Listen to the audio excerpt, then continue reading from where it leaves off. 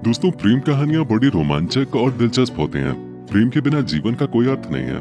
बिना प्रेम के जीवन की सार्थकता खत्म हो जाती है। प्रेम कहानी के बिना कोई भी कहानी, फिल्म या महाकाव्य अधूरा ही है। हर युग में प्रेम का बढ़ चढ़कर जिक्र मिलता है, फिर चाहे बात राम और सीता जी के प्रेम की हो या फिर राधा कृष्ण के प्रेम के। महाभारत काल के समय में भी प्रेम कहानियों का बोलबाला था।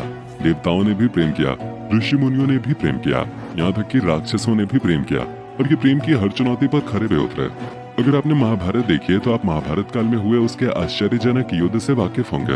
लेकिन महाभारत के बीच बीच में कुछ ऐसे घटनाक्रम हुए हैं जो न सिर्फ दिलचस्प हैं बल्कि आपको भीतर से झकझोर कर रख देने वाले हैं। महाभारत की ऐसी कई सुंदर प्रेम कहानियां महाभारत के सबसे महत्वपूर्ण पहलुओं में से एक हैं।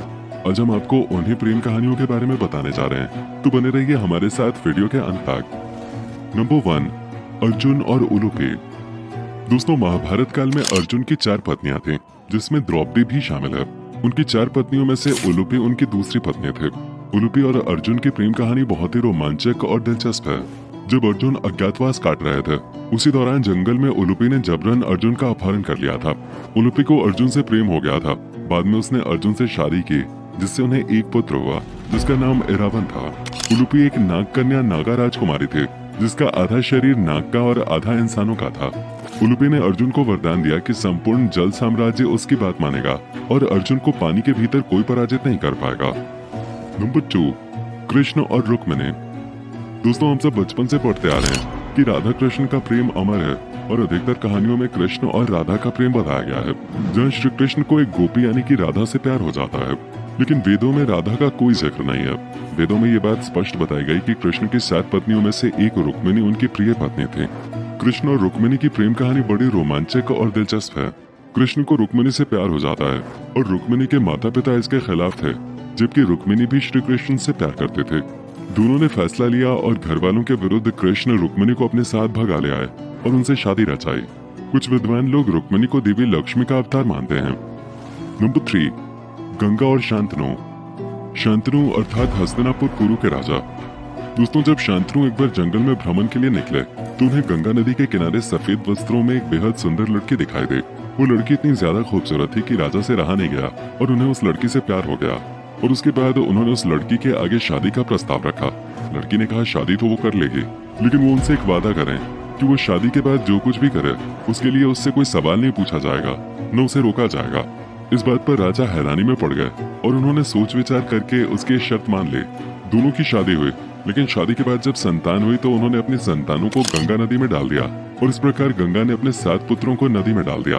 राजा अपनी शर्त से बंधे हुए उससे कुछ नहीं कह पाते थे और दुख से परेशान रहते थे। लेकिन जब उन्हें 8वां पुत्र हुआ तो राजा शांतनु से दुख सहन नहीं हुआ और उन्होंने अपनी शर्त तोड़कर उससे पूछ ही लिया कि वो ऐसा क्यों कर रही है। वादा तोड़ने के कारण गंगा उस पुत्र के साथ गायब हो गई, लेकिन जाते जाते गंगा ने शांतनु से वादा किया कि वो उनका ये बेटा सही समय आने पर लौटा देगी। इस प्रकार कुल 18 साल बाद राजा का अपने 8वें पुत्र से मिलन हुआ। ये कोई और नहीं बल्कि भीष्म पितामह थे। नंबर 4, भीम और हिडिंबा। दोस्तों, भीम के बल से हर कोई वाकिफ है। भीम के पास अपार बल था और जब वो कौरवों द्वारा लक्ष्य ग्रह की योजना से बच निकले तो पांडव जंगल में पहुंचे। पांडव जिस जंगल में पहुंचे थे वहां पहले से ही राक्षसी लोगों का राज था और राक्षसों ने पांडवों को खाने की योजना बनाई। तभी एक राक्षसी हिडिंबा पांडवों को खाने के लिए आई और हिडिंबा ने सबसे पहले भीम को खत्म करने का निश्चय लिया, क्योंकि वही सबसे बलवान नजर आ रहे थे। लेकिन हिडिंबा को पहली नजर में ही भीम से प्रेम हो गया और उसने सारी सच्चाई भीम को बता दी। हिडिंबा के मुंह से सच सुनकर भीम आग बबूला हो गए और उन्होंने हिडिंबा के भाई को मार डाला। बाद में वो हिडिंबा को भी मारने वाले थे, लेकिन युधिष्ठिर ने उन्हें ये पाप करने से रोक दिया। हिडिंबा ने अपना पूरा दुख कुंती को सुनाया और कहा कि वो भीम से प्रेम करते हैं। कुंती ने भीम को उससे विवाह करने का आदेश दिया, लेकिन भीम ने शादी से पहले एक शर्त रखी। उन्होंने कहा कि वो हिडिंबा से शादी तो कर लेंगे, लेकिन उसके साथ तभी तक रहेंगे जब तक उनको एक पुत्र नहीं हो जाता। और हिडिंबा ने इस शर्त को मान लिया। दोनों की शादी हुई और कुछ समय बाद उन्हें पुत्र की प्राप्ति हुई। उनका पुत्र बेहद बलशाली और तेजस्वी था, जिसका नाम घटोत्कच रखा गया। बाद में भीम ने दोनों को छोड़ दिया। महाभारत युद्ध में पांडवों की तरफ से घटोत्कच ने युद्ध में बहुत तबाही की और कौरवों को नुकसान पहुंचाया। नंबर 5, पांडव और द्रौपदी। ये सब जानते हैं कि द्रौपदी के 5 पति थे, लेकिन बहुत कम ही लोग ये जानते हैं कि द्रौपदी अधिक प्रेम किससे करते थे और द्रौपदी को अधिक प्रेम कौन करता था। असल में द्रौपदी सिर्फ अर्जुन से प्रेम करते थे, लेकिन अर्जुन सुभद्रा से प्रेम करता था। भीम द्रौपदी से मन ही मन प्रेम करता था, एक भीम ही था जो द्रौपदी से सच्चा प्यार करता था और उसकी सभी मांगों को पूरा करने की कोशिश करता था। सहदेव और नकुल ने केवल युधिष्ठिर की आज्ञा का पालन किया, लेकिन द्रौपदी युधिष्ठिर से अधिक खेल मिल गए थे क्योंकि युधिष्ठिर द्रौपदी के साथ ज्यादा समय बिताता था। नंबर 6, अर्जुन और सुभद्रा। दोस्तों, अर्जुन और सुभद्रा जब पहली बार मिले थे तभी ये दोनों एक दूसरे से आकर्षित हो गए थे। बाद में सुभद्रा और अर्जुन को एक दूसरे से प्रेम हो गया, लेकिन समस्या तब आती है जब सुभद्रा की शादी दुर्योधन से होने वाली होती है और उस समय सुभद्रा के सौतेले भाई कृष्ण ने ये बात भांप ली और अर्जुन और सुभद्रा को भगा दिया। बाद में दोनों ने शादी कर ली। शादी के बाद अर्जुन और सुभद्रा के एक बेटा हुआ जिसे हम अभिमन्यु के नाम से जानते हैं, जो कि एक महावीर योद्धा था और चक्रव्यूह की रचना में वीरगति को प्राप्त हुआ था। नंबर 7, गांधारी और धृतराष्ट्र। गांधारी को पतिव्रता होने का प्रतीक माना जाता था। उन्होंने हस्तिनापुर के राजा धृतराष्ट्र से विवाह किया जो अंधे थे, लेकिन उन्होंने जैसे ही उनसे विवाह किया उसी दिन से अपनी आंखों पर काली पट्टी बांध ली और ताउम्र अंधे रहे। धृतराष्ट्र और गांधारी के 100 पुत्र थे, जिनमें दुर्योधन सबसे बड़ा था। नंबर 8, पराशर ऋषि और सत्यवती। सत्यवती की सुंदरता इतनी अधिक थी कि कोई भी उसके रूप से मोहित हो सकता था। एक बार महर्षि पराशर नदी पार करने के लिए निकले, तब उन्होंने सत्यवती को देखा जो उन्हें नदी पार कराने वाली थे। पराशर ऋषि ने सत्यवती से कहा वो उन्हें उनकी वासना को शांत करने का मौका दे। इस पर सत्यवती ने उनका हाथ पकड़ लिया और बोली कि अभी धैर्य रखिए, नदी पार करने के बाद आप अपनी वासना संतुष्ट कर सकते हैं।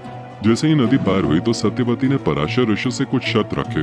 उसने कहा कि वो उनकी वासना तभी तृप्त करेगी जब वो उन्हें कुछ वरदान देंगे, और उसने कहा कि आप एक ऋषि हैं और आप किसी ऐसी स्त्री के साथ संभोग करें जिसमें से मछली की दुर्गंध आ रही हो, ये आपको शोभा नहीं देता। इसलिए सबसे पहले आप मेरे शरीर की इस दुर्गंध को समाप्त करें। और ऋषि ने वैसा ही किया। फिर उसने कहा वो कुछ ऐसा करें कि दिन में भी कोई और उन्हें संभोग की अवस्था में न देख सके। इसके बाद ऋषि ने वहाँ सफेद बादल पैदा कर दिया और तीसरी बार सत्यवती ने कहा कि संभोग के बाद भी उसका कौमार्य यानी कि वर्जिनिटी खत्म नहीं होनी चाहिए। और ऋषि ने कहा एक पुत्र की प्राप्ति के बाद उसका कौमार्य उसे वापस प्राप्त हो जाएगा। इसके बाद उन्होंने संभोग करके अपनी वासना मिटाई। बाद में सत्यवती को एक पुत्र हुआ जिन्हें हम व्यास के नाम से जानते हैं और उन्होंने ही महाभारत लिखे। नंबर 9, सांब और लक्ष्मणा। दोस्तों, जैसा कि आपको पता है कि दुर्योधन के पुत्र का नाम लक्ष्मण था और पुत्री का नाम लक्ष्मणा था। दुर्योधन अपनी पुत्री का विवाह श्री कृष्ण के पुत्र से नहीं करना चाहता था, इसलिए एक दिन सांब ने लक्ष्मणा से प्रेम विवाह कर लिया और लक्ष्मणा को अपने रथ में बिठाकर द्वारका ले जाने लगा। जब ये बात कौरवों को पता चली तो कौरव अपनी पूरी सेना लेकर सांब से युद्ध करने आ पहुंचे।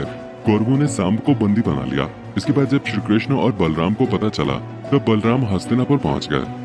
बलराम ने कौरवों से निवेदन पूर्वक कहा कि सांब को मुक्त कर उसे लक्ष्मणा के साथ विदा कर दें, लेकिन कौरवों ने बलराम की बात नहीं मानी। ऐसे में बलराम का क्रोध जागृत हो गया। तब बलराम ने अपना रौद्र रूप प्रकट कर दिया।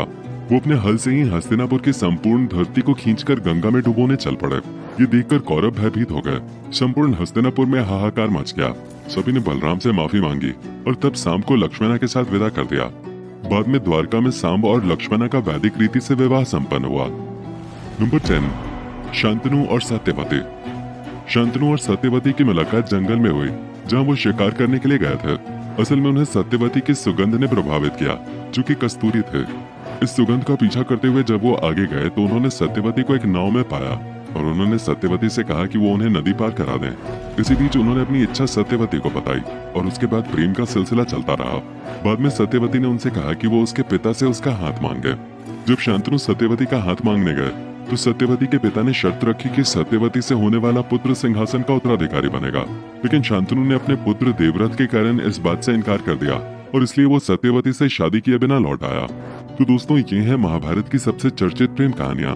क्या आप इनके बारे में पहले जानते थे?